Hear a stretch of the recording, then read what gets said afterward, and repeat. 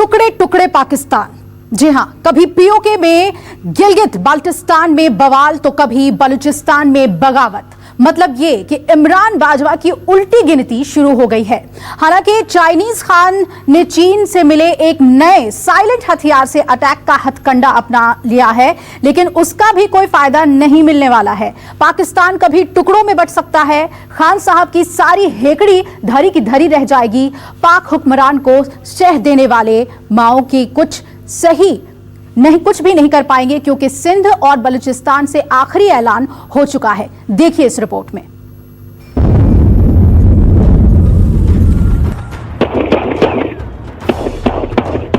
मेरे भाइयों को लौटा दो, मेरे भाइयों को लौटा दो। ये चीख पुकार, ये हाहाकार इमरान की बर्बादी के सबूत हैं।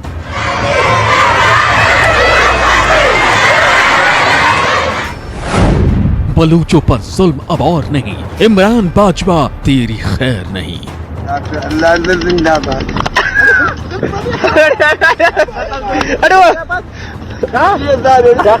ये बात अपने जहन में डाल दो, ये हमें इंसाफ चाहिए, ना कि मुझे इन सबको इंसाफ चाहिए।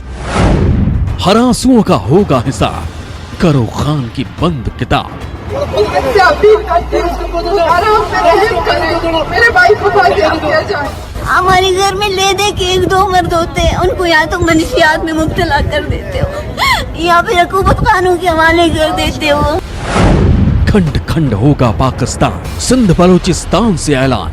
आगे हम लोग तोड़ फोड़ करेंगे, कुछ भी करेंगे, उसका कोई गारंटी नहीं है। हम लोग कुछ भी करेंगे, लेकिन हमें इंसाफ हर हाल में चाहिए।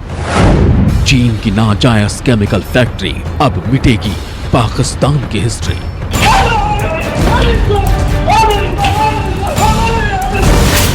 खान साहब की मिल्कियत के टुकड़े होना तय हो गया है। बगावत की बुलंद आवाज ने बाजवा को साइलेंट कर दिया है।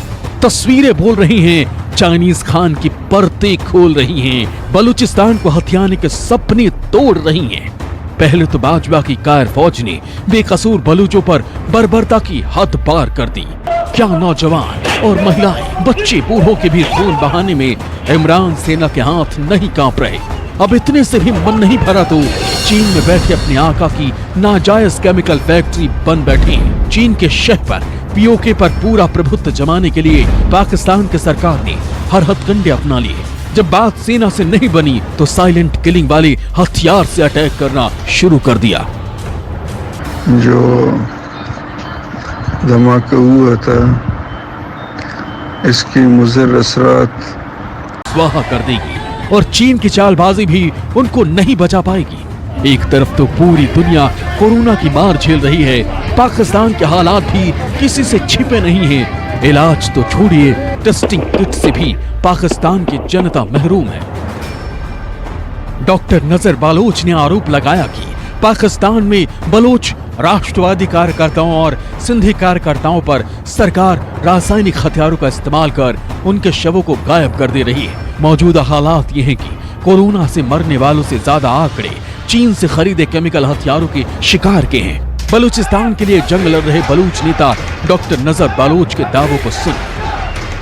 हालिया कोरोना मरज है, मेरे ख्याल में इससे ज्यादा लोग बलूचिस्तान में जो इस एटमी ब्लास्ट की वजह से मर चुके हैं। केमिकल हथियारों से बलूचों को निशाना बनाने के पीछे इमरान की क्या चाल है, जरा उसको समझिए। दरअसल केमिकल हमलों के बाद इसका असर धीरे धीरे लेकिन लंबे वक्त तक रहता है। केमिकल हथियारों को वेपन्स ऑफ मास डिस्ट्रक्शन की कैटेगरी में रखा जाता है। इसका मतलब भयंकर तबाही मचा देने की क्षमता रखने वाला हथियार। इसमें रेडियोलॉजिकल, जैविक और परमाणु हथियार भी शामिल हैं। इनमें क्लोरीन, सरीन, वीएक्स, नोविचोक जैसे गैस का इस्तेमाल किया जाता है।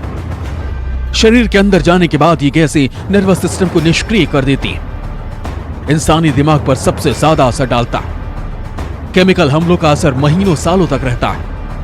बर्बरता की हद को पार कर चुकी पाक फौज मानवता को शर्मसार करने के नाम पर भी नए रिकॉर्ड बना रही। पहले तो बलूच लड़ाकों को गायब किया जाता है, जेलों में बंद करके टॉर्चर किया जाता है, उससे भी जी नहीं भरता। मरने के बाद शवों को भी ठिकाने लगा दिया जाता है। देखिए जरा शवों के साथ भी किस कदर हैवानियत की गई है। जिनके परिवार के लोग गायब हैं, वो अपने आंसुओं का सैलाब लेकर दर दर की ठोकरें खाने को मजबूर हैं, लेकिन अदालतों से लेकर सत्ता की गलियारों तक किसी को रत्ती भर फर्क नहीं पड़ता।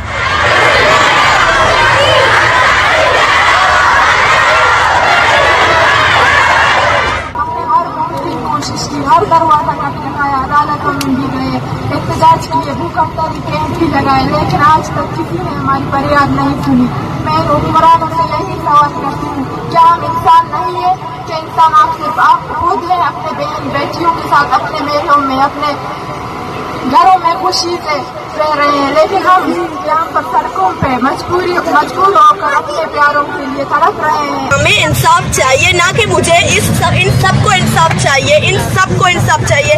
और ये सिलसिला यहाँ तक नहीं रुकेगा। हम लोग अगर हमें यहाँ से कुछ नहीं मिला, हम आगे भी जाएंगे।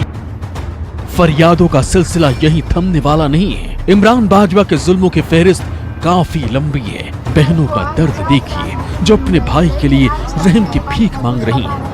हुकूमत से अपील करती हूँ कि मेरे भाई ने जो भी गुनाह किया है उसे आप अदालतों में पेश करें। हम अदालतों के दरवाजे भी हमने खटखटाए, लेकिन अदालतों ने भी कोई रिस्पॉन्स नहीं दिया। जब भी हम पेशी पे जाते हैं, पेशी दिया जाता है, कहते हैं अगले महीने आओ, अगले महीने आओ। ऐसे महीने हम अदालतों में पेश होते हैं, लेकिन वहाँ से कोई भी रिस्पॉन्स नहीं मिलता है हमें। तो हमारे भाइयों को लौटा दो। मुझे नहीं समझ आती मैं कहाँ जाऊँ, किससे दरख्वास्त करूँ, कैसे बोलूँ मेरे भाई को लेके आए। मैं अकेली हूँ। दर्द का अंबार ऐसा कि किसी पत्थर का दिल भी पसीज जाए, लेकिन पाकिस्तान के हुक्मरान सत्ता के नशे में चोर इतने मकरूर हैं कि कोई फर्क ही नहीं पड़ता। कहते हैं कि किसी की हाय नहीं लेनी चाहिए, क्योंकि अगर हाय लग गई तो सर्वनाश तय है। और यही अंजाम पाकिस्तान का होना है। बलूचिस्तान से लेकर सिंध तक तैयारी पूरी कर ली गई है। अब पाकिस्तान के टुकड़े होने से कोई नहीं बचा सकता। Bureau report, news 24।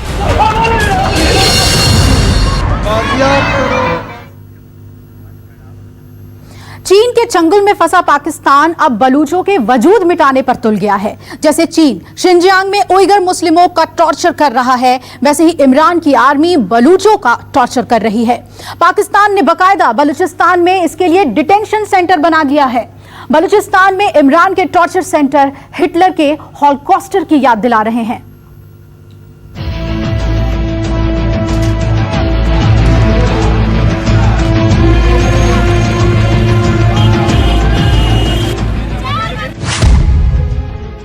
बलूचिस्तान में इमरान की आर्मी का अत्याचार।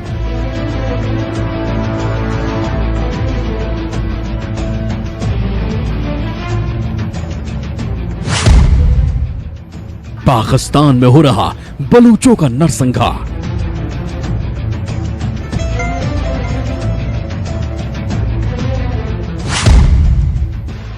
डिटेंशन सेंटर में निहत्थों का टॉर्चर।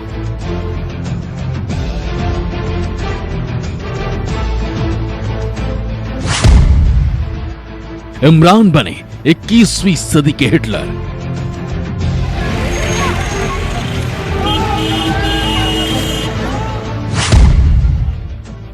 बंद कमरे में बर्बरता का ट्रेलर।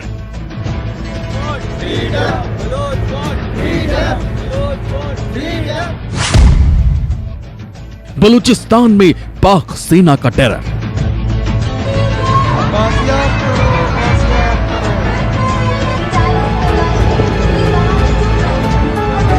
ये पाकिस्तान का असली चेहरा है। इमरान की आर्मी कितनी अत्याचारी है, ये तस्वीरें उसकी चीखती सबूत हैं। बलूचिस्तान, जिसे पाकिस्तान अपना हिस्सा होने का दावा करता है, जहां रहने वाले लोगों को अपना नागरिक कहता है, लेकिन जैसे ही वो अपनी आजादी की बात करते हैं, सीना उन पर दुश्मन की तरह टूट पड़ती है। आतंकियों की तरह गोली मार देती है, जेलों में यातना देती है, घर से बाजार तक, सड़क से शहर तक हर जगह जुल्म ढाती है। यहां तक कि मासूम बच्चियों को भी घसीट कर सलाखों के पीछे पहुंचा देती है। जेलों में कैदियों को भूख से तड़पाती है, रोटी मांगने पर डंडे बरसाती है। बलूचों पर पाकिस्तानी सेना के जुल्म की ज्यादती नई नहीं। जो कोई भी पाकिस्तान की गुलामी के खिलाफ आवाज उठाता है उसे इमरान की आर्मी सलाखों के पीछे पहुंचा देती है, जेलों में सड़ा देती है। हालांकि कई बार अदालत से आंदोलनकारियों की रिहाई हो जाती है और पाकिस्तानी सेना चाह कर भी इनका कुछ नहीं कर पाती। लेकिन अब बाजवा की बर्बर आर्मी ने इसका भी तोड़ ढूंढ निकाला है। इमरान खान की हुकूमत ने बलूचिस्तान के लोगों की जुबान बंद करने के लिए ऐसे डिटेंशन सेंटर बनाए हैं जो नाजी सेना के डिटेंशन सेंटर की याद दिला रहे हैं। इन यातना शिविरों में पाकिस्तान की आर्मी बलूचों पर अत्याचार करती है, बलूचों का नरसंहार करती है। बलूचों पर पाकिस्तानी सेना का टॉर्चर हिटलर के होलोकॉस्ट की याद दिला रहा है, नाजी सेना की बर्बरता की याद दिला रहा है। पाकिस्तानी सेना बलूचों के साथ वही सलूक कर रही है जो फिलहाल चीन की सेना उइगर मुसलमानों के साथ कर रही है। दरअसल पाकिस्तान अपने सदाबहार यार चीन की तरह ही बलूचिस्तान में बलूच संस्कृति और पहचान को मिटाने की कोशिश कर रहा है, बलूचों का वजूद मिटाने की कोशिश कर रहा है। बाजवा की बर्बर आर्मी बलूचों पर वैसे ही जुल्म ढा रही है जैसे चीन की सेना अपने शिनजियांग प्रांत में उइगर मुसलमानों के साथ करती है। मीडिया रिपोर्ट्स के मुताबिक पाकिस्तान ने बलूचिस्तान में कई डिटेंशन सेंटर बनाए हैं जिसमें आत्मसमर्पण करने वाले बलूच लड़ाकों को रखा जाता है। जमात इस्लामी जैसे कट्टर संगठन इन बलूचों का ब्रेन वॉश करते हैं। यहां बलूचों से बलूचिस्तान की मांग छोड़ने को कहा जाता है, उन्हें अपनी संस्कृति और पहचान छोड़ने का दबाव बनाया जाता है।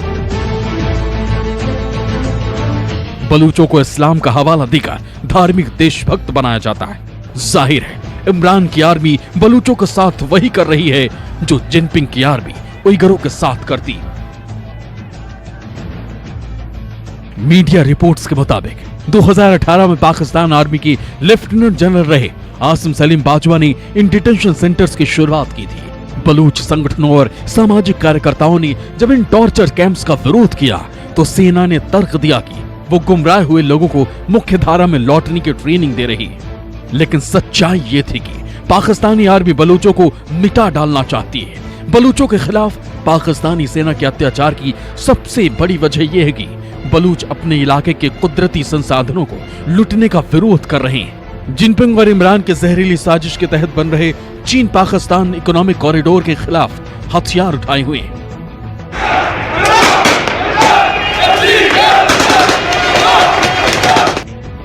जिस वक्त बलूचों ने चीनी परियोजना के खिलाफ गुरिल्ला युद्ध छेड़ा था तब आसिम सलीम बाजवा पाकिस्तानी सेना के दक्षिणी कमान के प्रमुख थे और बलूचों पर अत्याचार के इनाम के तौर पर ही बाजवा को $60 अरब के CPEC प्रोजेक्ट का चेयरमैन बनाया गया था। लेकिन आसिम बाजवा कितना बड़ा बेईमान था इसका सबूत तब सामने आया जब उसके घोटालों का खुलासा हुआ। चीन के साथ मिलकर बलूचों को लूटने वाले बाजवा ने अरबों का वारा न्यारा किया, पाकिस्तान का पिज्जा बनाकर 4 देशों में अकूत दौलत खड़ी कर ली। बलूचिस्तान पाकिस्तानी सेना ने जुल्म की इंतहा कर रखी है।